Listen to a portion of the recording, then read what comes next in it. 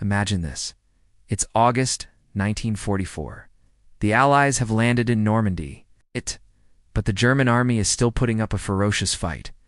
What if I told you there was a moment, a single decisive battle, where the Allies had the chance to trap and destroy the bulk of Germany's best troops in the West, potentially ending the war months or even a year earlier? This is the story of the Falaise Pocket, one of the most brutal and controversial battles of World War II.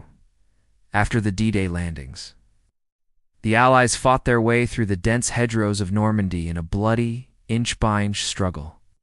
The Germans, led by Field Marshal Gunther von Kluge, were masters of defense, making the Allies pay for every field and village.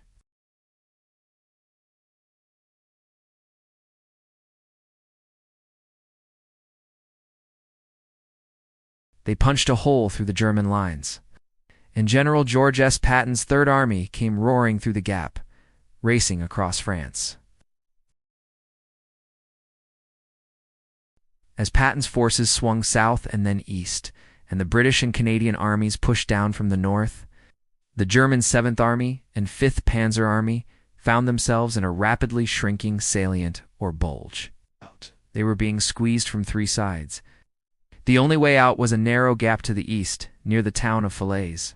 The Allies saw their chance. If they could close that gap, they could encircle and annihilate hundreds of thousands of experienced German soldiers.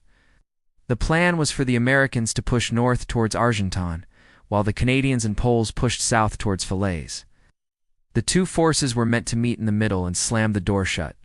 It was a classic pincer movement, a maneuver that military commanders dream of. The stage was set for a battle of annihilation that could have crippled the German war machine.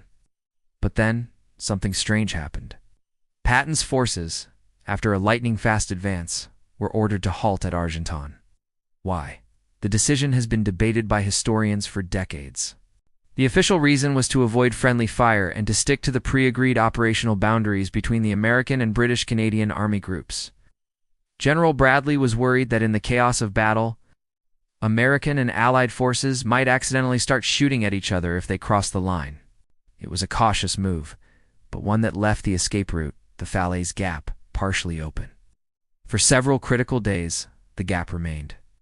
And through it, the desperate German forces tried to escape. What followed was absolute carnage. The pocket became a kill zone. Allied artillery and fighter bombers rained down hellfire on the trapped German columns. The narrow roads were choked with burning tanks, wrecked trucks, and the bodies of soldiers and horses. Survivors described it as a vision from hell, a landscape of death and destruction unlike anything they had ever seen. One pilot said the roads looked like they were covered in maggots from the air, but as he got closer, he realized it was men and equipment, frantically trying to get out. Eventually, the 1st Polish Armored Division, fighting with incredible bravery, managed to seize the high ground and, along with the Canadians, finally sealed the gap. But it was too late for a complete encirclement.